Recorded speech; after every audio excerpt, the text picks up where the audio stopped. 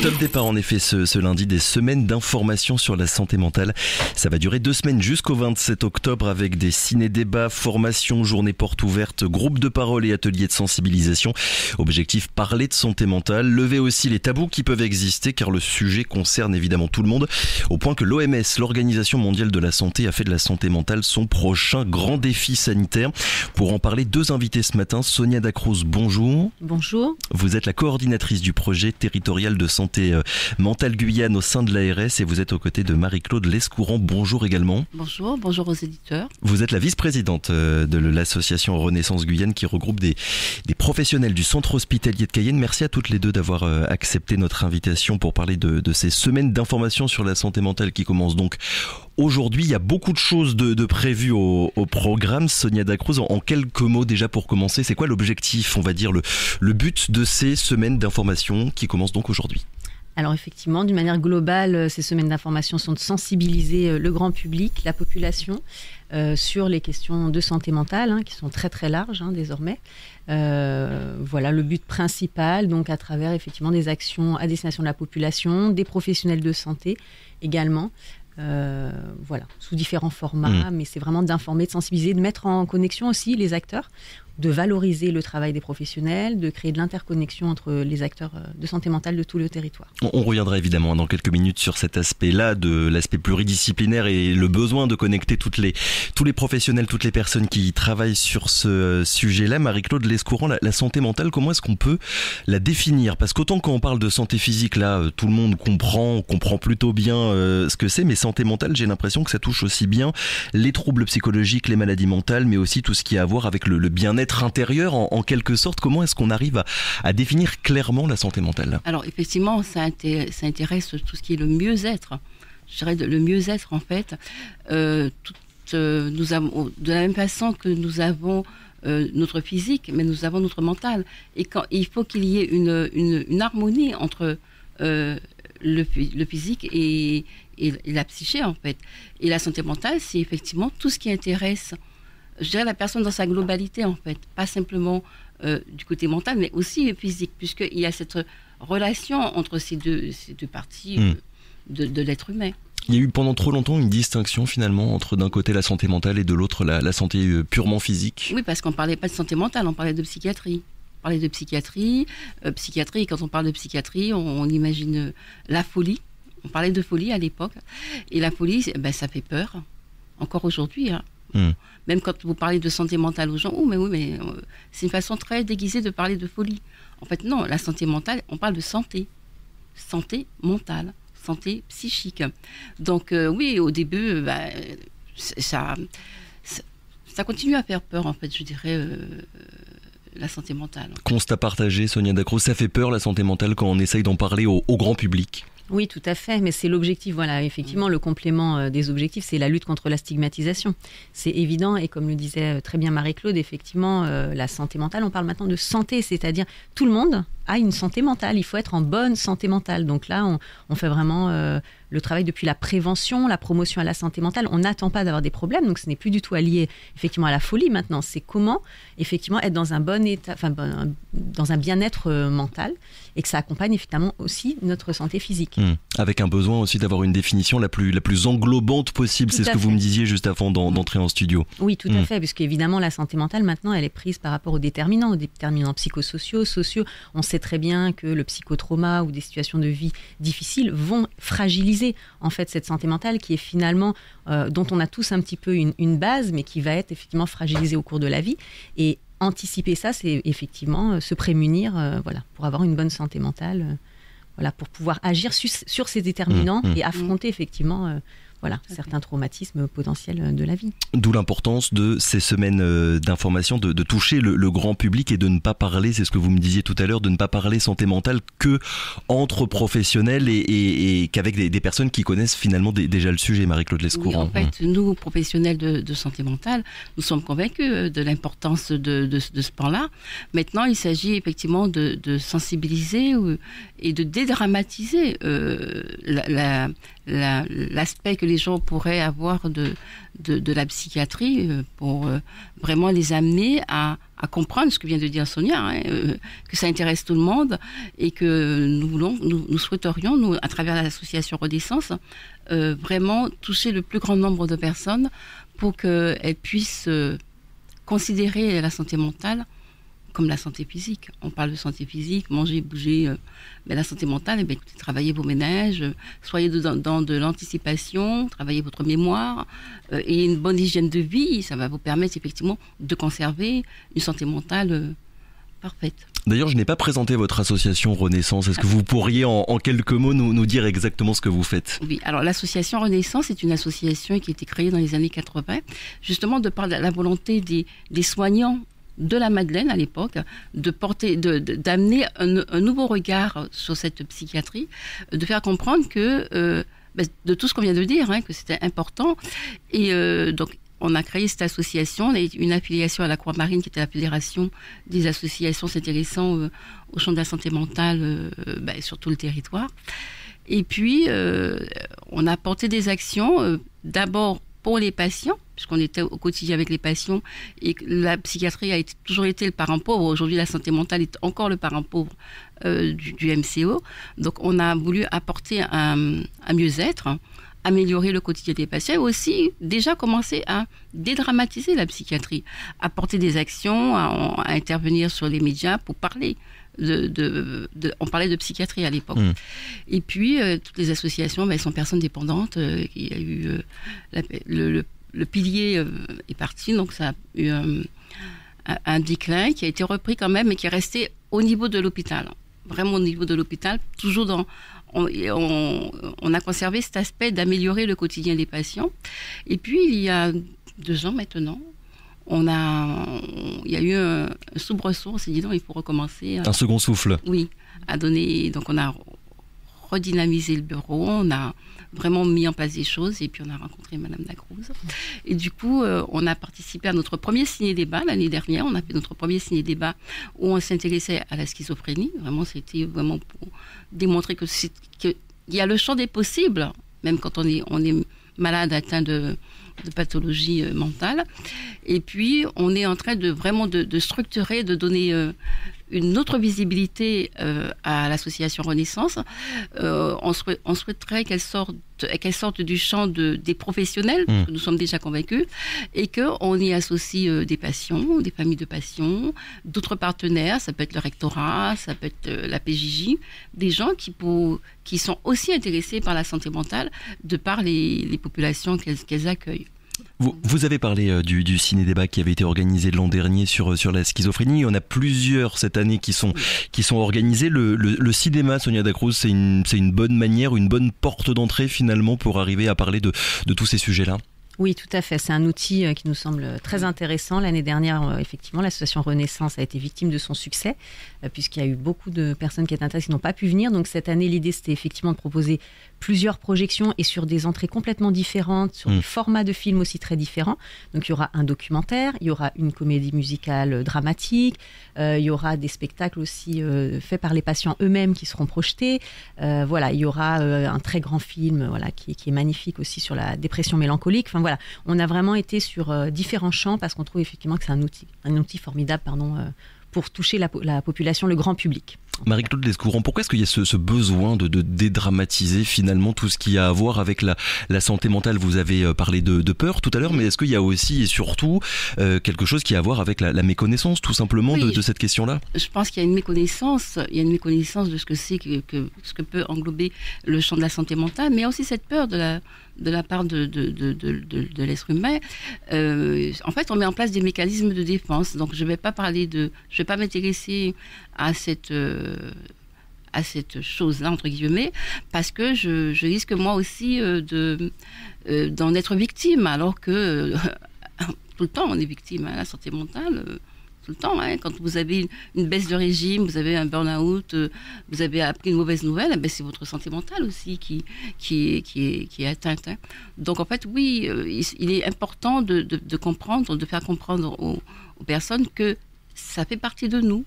C'est un aspect de notre personnalité qu'il faut prendre en compte et qui éviterait, à mon avis, Sonia parlait de prévention, si on s'intéressait un peu plus à la santé mentale, ça éviterait des conflits, des désaccords avec soi, avec les autres.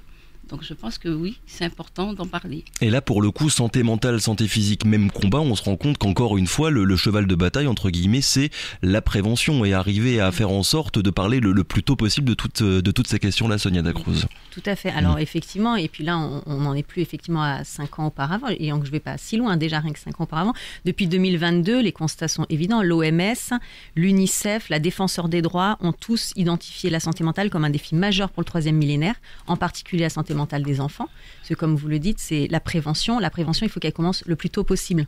On voit des enfants, effectivement, qui sont confrontés à des situations de vie difficiles, qui fragilisent leur santé mentale, et effectivement, les conséquences peuvent être terribles. Or, rien n'est irrémédiable. On l'a dit dans une émission radio la semaine dernière, il y avait des pédopsychiatres qui étaient là, et je trouve que le message était très beau. Rien n'est irrémédiable, mais la prise en charge est importante.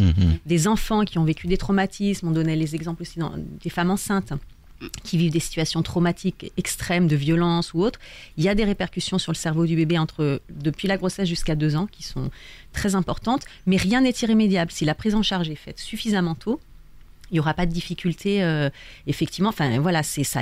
Le cerveau, en fait, elle expliquait de l'être humain et notamment du petit enfant, se reforme. Enfin, les connexions neuronales se reforment vraiment très bien, mais il faut être pris en charge tôt. C'est comme tout. L'autisme, c'est pareil. Les troubles du spectre autistique, les pathologies, au niveau neurodéveloppemental, c'est pareil. Il y a quand même des choses importantes à partir du moment où effectivement le diagnostic a été posé tôt et la prise en charge.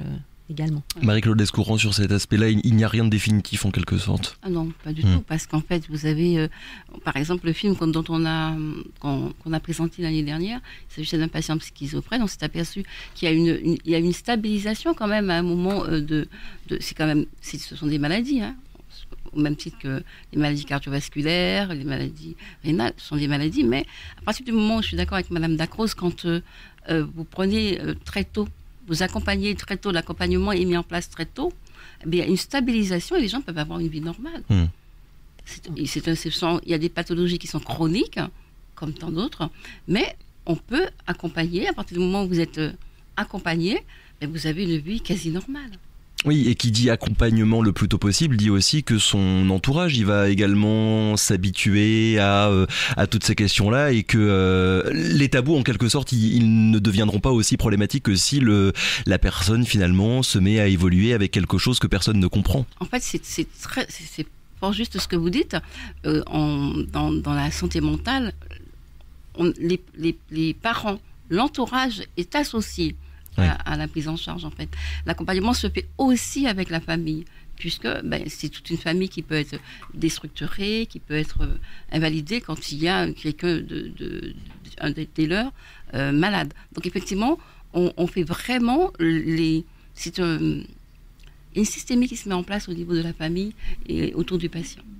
Alors sur le cas précis de la Guyane, il y a eu une étude dont on a déjà parlé ici à notre antenne, une étude qui avait été faite il y a un peu plus d'1 an maintenant, l'étude MINI qui a été menée dans la CACL et qui nous apprenait que plus d'un tiers quand même des personnes interrogées ici en Guyane présentent au moins un trouble psychique. Sonia Dacruz, est-ce que déjà on dispose d'un bon diagnostic, on va dire, sur l'état actuel de la santé mentale de la population guyanaise pour ensuite, dans un second temps, mettre en place des politiques publiques qui soient les plus adaptées possibles aux besoins?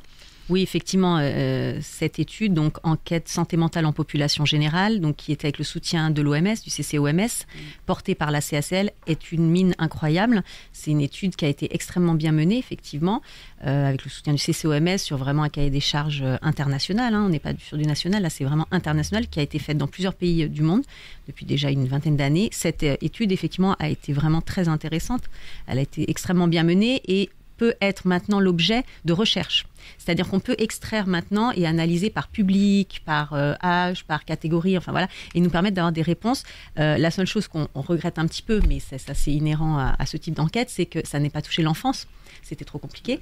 Mais chez nous, c'est une vraie problématique, puisque les jeunes, enfin voilà, même cette étude le révèle de toute façon, en tout cas au minimum sur la jeunesse, à l'âge majeur, mais déjà la jeunesse, nous vraiment c'est la réelle problématique de la Guyane qui interpelle.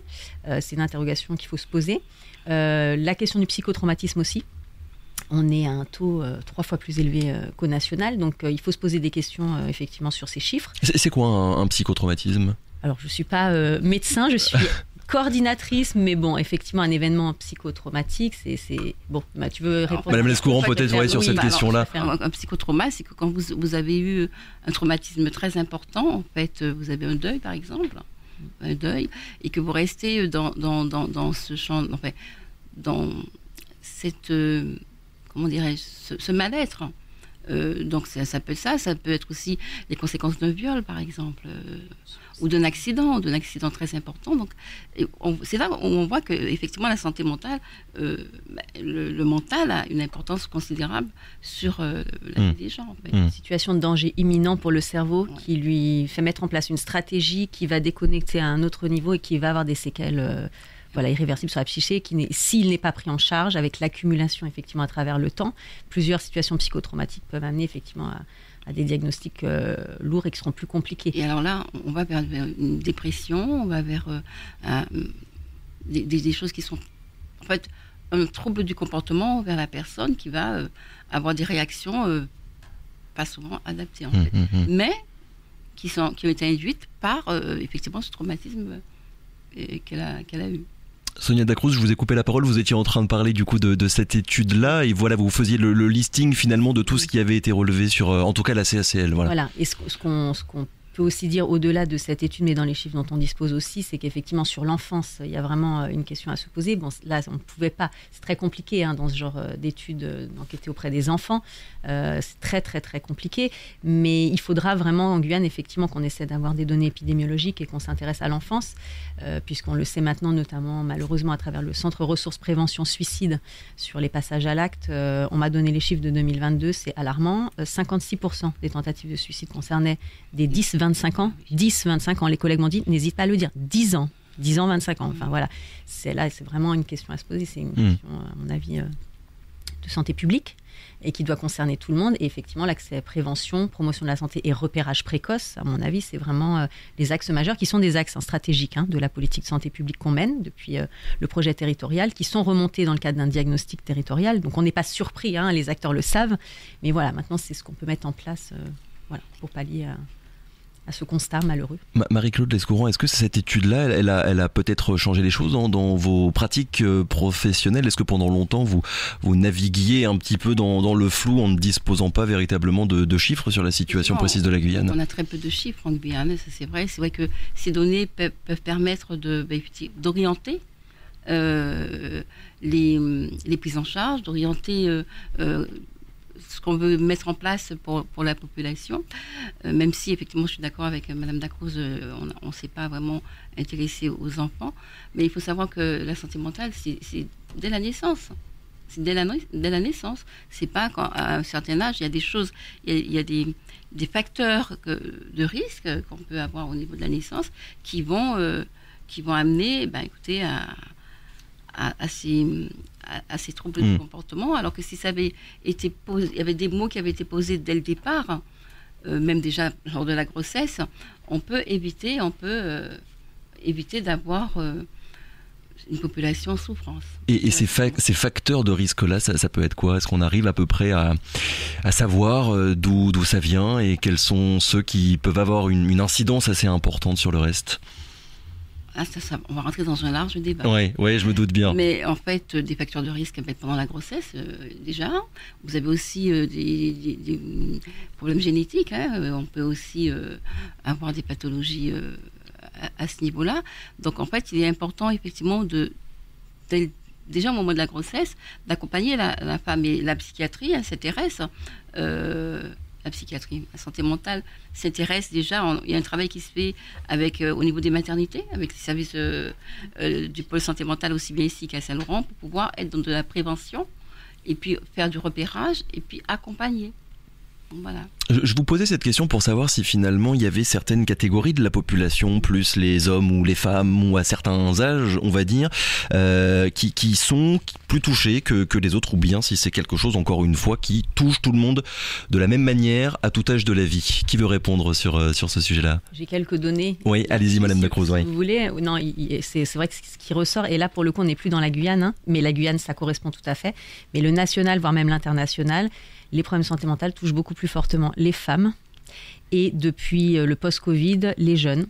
Là, les derniers chiffres, 15,8% en 2020 concernait donc les 15-24 ans et les femmes. Et c'est vrai qu'il y a certaines pathologies qui sont quand même assez systématiquement quand même beaucoup plus portées sur les femmes. Alors attention, on ne dit pas qu'il n'y a pas d'hommes touchés et ça dépend des pathologies. Non, bien sûr, mais c'est vrai ce sont que des moyennes. Les derniers chiffres depuis les années 2020, là on est quand même sur, au niveau national quand même, une prévalence chez les femmes et les jeunes.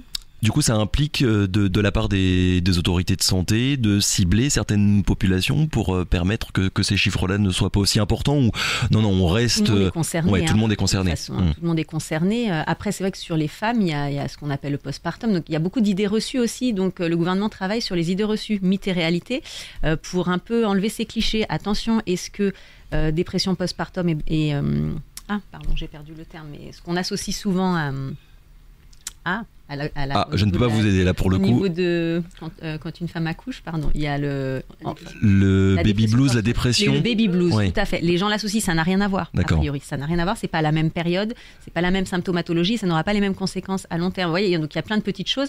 Et il y a des acteurs qui sensibilisent aussi sur des idées reçues et qui déstigmatisent certaines idées reçues. Mais en tout cas, pour les femmes, c'est un exemple. Mais il y a effectivement un travail fait pour les jeunes et les enfants. Et évidemment, il y a un gros travail aussi qui est assez précis parce qu'on n'a pas les mêmes là. Marie-Claude parlait tout à l'heure du film qu'ils vont présenter, mais la dépression, elle cite la dépression souvent, c'est pas la même symptomatologie, la dépression de l'enfant et la dépression de l'adulte. Donc c'est pas la même, on va pas le repérer de la même manière. Enfin voilà, donc là c'est vraiment un travail des acteurs et des spécialistes, chacun dans son domaine, pour adapter effectivement à la politique.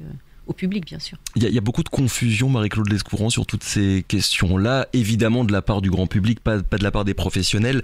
Voilà, de confusion entre, on parlait de dépression, entre une vraie dépression d'un côté et de l'autre, un petit coup de mou finalement.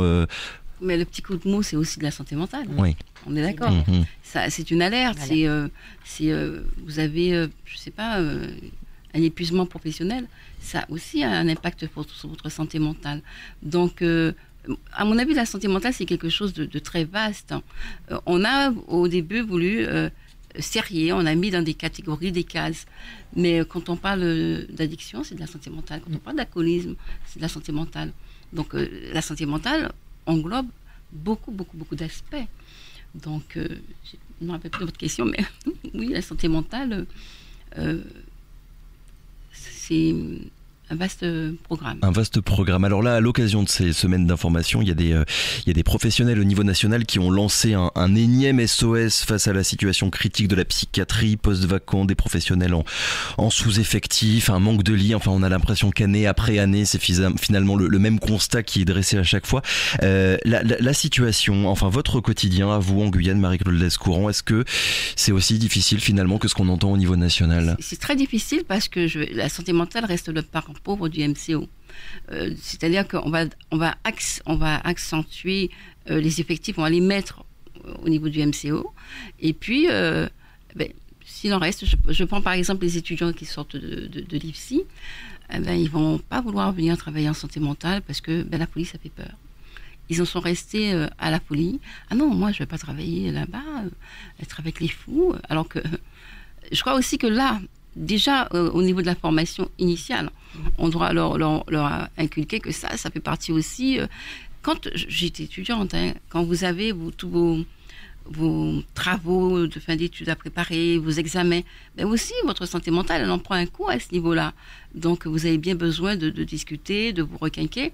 Donc, déjà, au niveau de la formation, leur dire, oui, c'est aussi important qu'aller réparer un cœur, qu'aller enchir.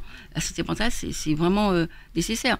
Donc, oui, je crois qu'il y a ce besoin de faire comprendre qu'on est là, qu'on a besoin de nous. Il y a beaucoup de choses qui se font sous le pôle de santé mentale. Je ne travaille plus à l'hôpital de Cayenne, mais je sais que de tout temps, quand j'y travaillais, c'est quand même le pôle qui rapporte de l'argent, qui permet de mettre en place des choses. Et si on donnait plus de moyens, je pense que ça irait. En fait, l'ARS quand même a commencé à comprendre puisqu'ils ont mis en place le programme territorial de santé mentale, qui effectivement a été une porte ouverte et une bouée, donner un second souffle à cette discipline. Mais si on avait beaucoup plus de moyens, il y a des choses qui se font au sein de l'hôpital de Cayenne et aussi au CHOG. Il y a des choses qui se mettent en place. Vous avez des équipes mobiles, on fait de la prévention au niveau du suicide. À l'époque, quand je travaillais au CHOG, on a fait des missions sur le fleuve pour aller repérer les personnes à risque, apporter aussi un autre regard sur ce qui peut se faire. Donc oui, la psychiatrie reste... la santé mentale, puisqu'il faut dire la santé mentale, reste le parent pauvre du MCO, et c'est quand même bien dommage. Vous avez parlé toutes les deux à plusieurs reprises du projet territorial. Est-ce que vous pourriez, Sonia Dacruz, nous résumer un petit peu finalement ce que c'est et quel est le travail qui a été fait à ce niveau-là ? Mais effectivement, c'est un petit peu la conclusion de tout ce qu'on dit, des moyens du gouvernement qui ont été vraiment développés depuis post-Covid, mais même avant. Déjà, c'était déjà début des années 2000. En fait, l'OMS avait alerté sur la problématique de la santé mentale. Et voilà, le gouvernement s'en était emparé. Évidemment, le Covid a accéléré les choses. Donc, les enveloppes ont été quand même quasiment triplées. Donc, il y a beaucoup plus de moyens, il faut le dire aussi. C'est vrai que c'est jamais assez, mais il faut quand même dire les efforts qui sont faits. Donc, maintenant, on porte vraiment une vraie politique publique de santé mentale. Et depuis, effectivement, 2022, déjà 2017 dans l'arrêté, mais nous, en tout cas en Guyane, depuis le 2022, on s'est doté d'un programme territorial de santé mentale qui est une feuille de route, si vous voulez. Avec des objectifs clairs à remplir, c'est bien ça en termes de... Avec des axes stratégiques qui ont été définis par les acteurs. Donc il y avait 190 acteurs qui ont été sollicités. On va dire qu'il y a 90 acteurs qui se sont mis autour de la table dans le cadre de 4 groupes de travail, chacun par rapport à ses compétences bien sûr. Les 4 groupes de travail reprenaient évidemment les orientations nationales. Les orientations nationales, elles étaient dans le cadre de 6 axes qui partent de la prévention, du repérage, etc. Prévention suicide, repérage précoce, jusqu'à l'aval, parce qu'il ne faut pas oublier qu'il y a aussi la notion de réinsertion professionnelle, de rétablissement, d'accompagnement des personnes qui ont des maladies chroniques, parce qu'attention, ça ne s'arrête pas non plus la santé mentale à du repérage, à de la promotion à la santé ou du soin, parce qu'on est déjà dans la difficulté. Il y a l'après. Qu'est-ce qu'on fait après de ces personnes qui ne sont plus hospitalisées, qui ont des troubles stabilisés? On les accompagne grâce au rétablissement, on les accompagne grâce à des associations. Donc il y a la plateforme rétablissement aussi que je peux citer ici, du groupe SOS, qui fait un travail formidable. Il y a avoir une approche globale encore une fois. Voilà, tout à fait. Donc ce projet territorial regroupe tous les acteurs, première ligne, deuxième ligne, santé mentale du territoire, et on dressait un constat, on fait un diagnostic territorial. Suite à ce diagnostic, et donc on a sorti cette feuille de route avec des axes stratégiques et les acteurs travaillent dans le cadre de cette feuille de route, avec des moyens dédiés pour faire avancer les choses, et surtout sur tous les territoires de Guyane. Je pense que c'est ça le point vraiment important. Comme disait Marie-Claude, c'était difficile à l'époque, sur le fleuve, ça partait du CHOG, mais c'était compliqué. Là, on a vraiment une politique territoriale, donc on essaie vraiment de dupliquer aussi des choses qui fonctionnent très bien sur Cayenne, par exemple, depuis des années. On le duplique maintenant, effectivement, dans l'Ouest, dans l'Est, et on essaie d'aller sur tous les territoires. Oui, tous les acteurs qui sont réunis, on voit bien qu'il y a besoin d'avoir une approche pluridisciplinaire, et ce sera ma dernière question. Quand on regarde le programme de ces semaines d'information, il y a énormément d'acteurs, je ne vais pas tous les lister parce qu'il y en a vraiment beaucoup. Est-ce que le social, le médico-social, l'associatif, les personnes qui travaillent à l'hôpital, les personnes qui travaillent aussi en libéral, est-ce que tout ce monde-là, il est suffisamment décloisonné finalement, Marie-Claude Lescourant? Pas suffisamment. Pas assez. Moi, je pense que pas assez. Et effectivement, ces semaines de santé mentale, c'est effectivement de réunir toutes ces personnes. On voit que notre site des débats de demain, nous avons quand même la collaboration du rectorat, de la PJJ et d'autres acteurs du champ du médico-social qui interviennent, parce que je ne cesse de dire, la santé mentale intéresse tout le monde. Ça, c'est tout le monde, c'est pas cloisonné dans un service, c'est tout le monde, et puis les familles aussi, donc les aidants. Donc